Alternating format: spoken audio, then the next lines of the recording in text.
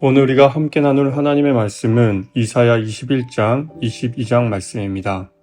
이사야 21장, 22장 말씀. 제가 먼저 하나님의 말씀을 읽겠습니다. 21장.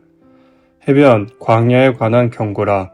적병이 광야에서 두려운 땅에서 내게 회오리 바람같이 몰려왔도다.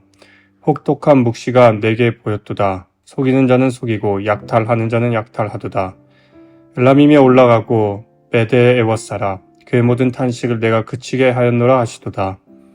이러므로 나의 요통이 심하여 해산이 임박한 여인의 고통 같은 고통이 나를 엄습하였으므로 내가 괴로워서 듣지 못하며 놀라서 보지 못하도다.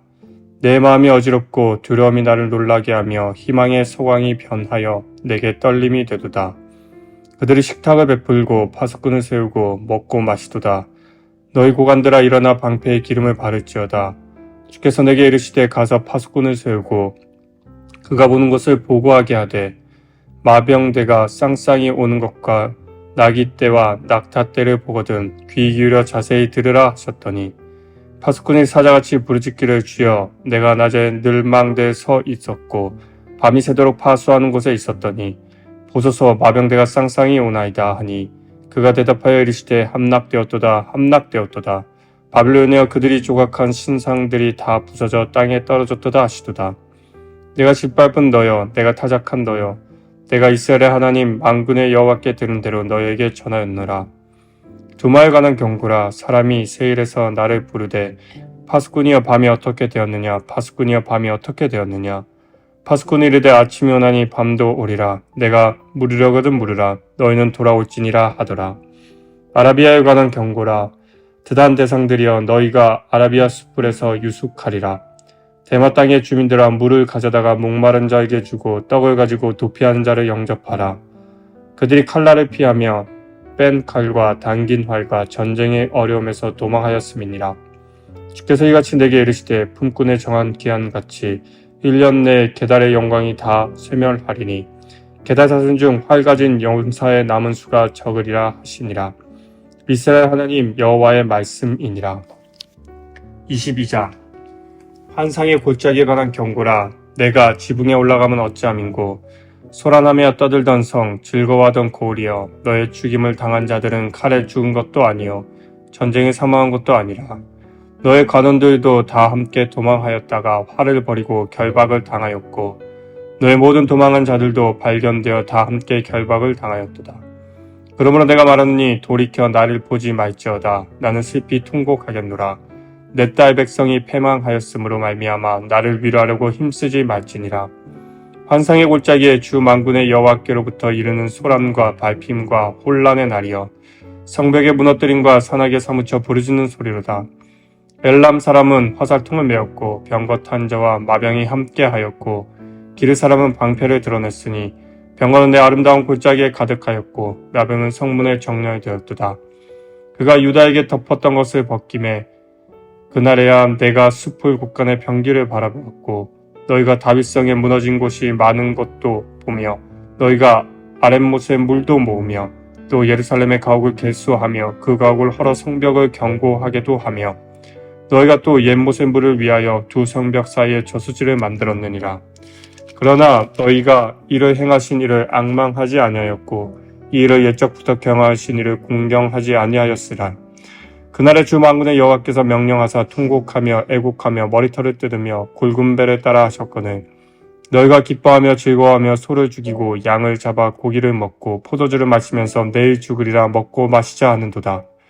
만군의 여호와께서 친히 내게 들려 이르시되 진실로 이 죄악은 너희가 죽기까지 용서하지 못하리라 하셨느니라. 주 만군의 여호와의 말씀이니라. 주 만군의 여호와께서 이르시되 너는 가서 그 국고를 맡고 왕국 맡은 자 셈나를 보고 이르기를 내가 여기와 무슨 관계가 있느냐 여기에 누가 있기에 여기서 너를 위하여 묘시를 받느냐 높은 곳의 자기를 위하여 묘시를 받고 반석의 자기를 위하여 처소를 쪼아내었도다. 나 여호와가 너를 단단히 결박하고 장사같이 세게 던지되 반드시 너를 모질게 감싸서 공같이 광막한 곳에 던질 것이라. 주인의 집에 수치를 끼치는 너여 내가 그곳에 죽겠고 내 영광의 수레도 거기에 있으리라. 내가 너를 내 관직에서 쫓아내며 내 지위에서 낮추리니 그날에 내가 힐기야의 아들 중 내 종 엘리야김을 불러 내 옷을 그에게 입히며 내 띠를 그에게 띄워 힘있게 하고 내 정권을 그의 손에 맡기리니 그가 예루살렘의 주민과 유다의 집의 아버지가 될 것이며 내가 또 다윗의 집의 열쇠를 그의 어깨에 두리니 그가 열면 닫을 자가 없겠고 닫으면 열 자가 없으리라. 못이 단단한 곳에 박힘같이 그를 견고하게 하리니 그가 그의 아버지 집의 영광의 보좌가 될 것이요 그의 아버지 집의 모든 영광이 그 위에 걸리리니 그 후손들과 족속되는 각 작은 그릇 곧 종지로부터 모든 항아리까지니라. 만군의 여호와께서 이르시되 그날에는 단단한 곳에 박혔던 못이 사그리니 그 못이 부러져 떨어지므로 그 위에 걸린 물건이 부서지리라 하셨다 하라. 나 여호와의 말이니라. 아멘. 오늘 우리가 읽은 이사야 21장, 22장 말씀은 바벨론 멸망에 관한 예언과 또 환상의 골짜기에 관한 경고가 기록되어져 있는 말씀입니다. 21장 말씀을 보면 해변 광야에 관한 경고라라고 1절 말씀에 기록되어 있는데요. 해변 광야는 유브라데 강가의 바벨론을 가리켜 한 말입니다. 넘치는 큰 물을 보고 히브리 사람들은 흔히 바다라고 불렀는데요. 갈릴리 호수를 갈릴리 바다라고 부르고 사해도 바다라고 부른 이유가 여기에 있습니다. 선지자는 여기서 자기를 파수꾼이라고 소개를 하고 있는데요. 그가 망대에서 밤이 끝나도록 받은 환상은 바벨론의 멸망에 관한 것이었습니다. 바벨론의 멸망에 관한 모습을 2절에서 보게 되는데 그 함락의 모습이 얼마나 무서웠던지 4절을 보면 그 마음을 선지자는 이렇게 고백을 합니다. 내 마음이 진동하며 두려움이 나를 놀래며 희망의 서광이 내게 변하여 떨림이 되도다. 그리고 바벨론의 신들이 다 부서져 땅에 떨어질 것이다라고 9절 말씀에 기록하고 있습니다. 오늘 말씀을 통해서 우상의 멸망을 강조한 것은 결국 선지자를 통하여서 하나님이 참 하나님이심을 이 세상으로 알게 하기 위해서 이러한 멸망을 환상으로 보여주셨다는 것을 알 수가 있습니다. 11절과 12절, 13절과 17절 말씀에 보면 두마에 관한 경고와 아라비아에 대한 경고가 기록되어 있는데요.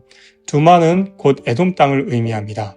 여기서도 선지자는 자기를 파수꾼이라고 소개를 하고 있는데 12절 말씀에 보면 아침이 오면 반드시 봄이 오리라 라고 말씀하시며 너희는 돌아올지라 라고 경고하고 있습니다.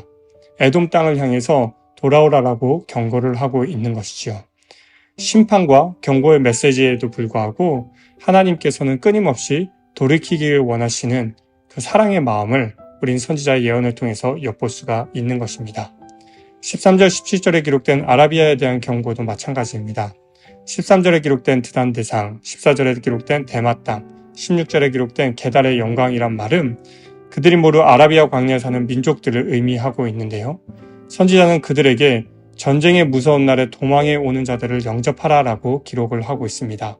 14절 말씀에 보면 목마른 자에게 물을 주라. 그리고 14절 15절 말씀에 보면 떡을 가지고 도피자를 영접하라 라고 기록되어 있는 것이죠. 본문은 광야에서 외로이 사는 너희가 서로 도와주며 이러한 위기를 극복하라 라는 것입니다. 오늘 말씀을 통해서 우리가 깨달을 수 있는 것은 21장 말씀에 하나님이 참 신이시며 하나님은 경고의 말씀 중에서도 돌이키길 원하신다는 그 사랑의 메시지가 기록되어 있는 것을 우리는 볼 수가 있습니다.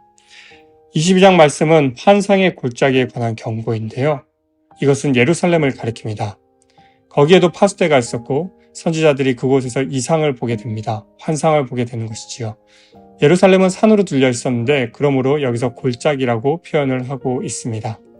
재미있는 사실은 2절 말씀을 보면 예루살렘이 멸망한 이유는 전쟁에 죽은 것도 아니고 칼에 죽은 것도 아니라라고 기록을 하고 있는데요.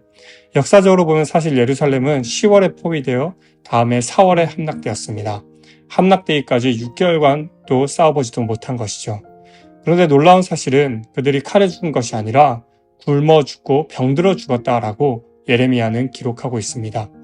이러한 비참한 모습을 예레미야는 너무나 슬픈 마음으로 울며 기록을 했고 그 기록한 책이 바로 예레미야 애가가 된 것이죠.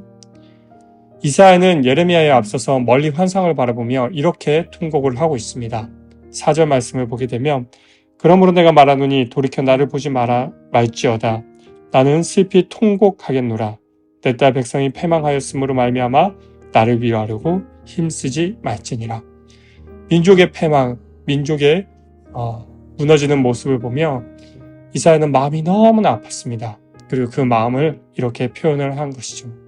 근데 안타까운 사실은 유다 백성은 앞날에 있을 그날을 생각하지도 않을 뿐만 아니라 13절 이하에 보면은 소를 잡고 포도주를 마시며 먹고 마시자 하는도다. 즉 돌이키지 아니하는 죄악된 모습을 살고 있고, 이러한 죄악된 모습을 향하여 14절에 너희 이 죄악은 죽기까지 속하지 못하리라라고 이사야의 입술을 통해서 탄식하는 것이지요. 하나님은 끊임없이 우리에게 기회를 주고 계십니다. 그러나 그 기회가 주어졌을 때 회개하고 돌이키지 아니하는 모습을 보며 이스라엘 백성 그리고 예루살렘이 멸망한 것처럼 우리도 패망할 수밖에 없는 것이죠. 오늘 말씀을 교훈 삼아 하나님이 내게 기회 주셨을 때에, 회개의 기회를 주셨을 때에 하나님께 회개함으로 말미암아 용서를 받고 다시금 회복의 자리에 서는 사랑하는 성도님들 되시길 주님의 이름으로 기도합니다. 오늘 들은 말씀을 생각하며 함께 기도하시겠습니다. 하나님, 오늘 말씀을 통하여서 참신히 오직 하나님뿐이시고 우리에게 회개의 기회가 주어졌을 때에 하나님께로 돌이켜야 한다는 사실을 깨닫게 해주심을 감사를 드립니다. 오늘 말씀을 교훈 삼아 우리의 삶 속에서 참신된 하나님을 믿고 섬기며 회개하며 살아가는 우리 모두가 되어줄 수 있도록 하나님 도와주십시오. 오늘 하루의 삶도 그렇게 이끄실 것을 기대하며 거룩하신 예수님의 이름으로 기도합니다. 아멘.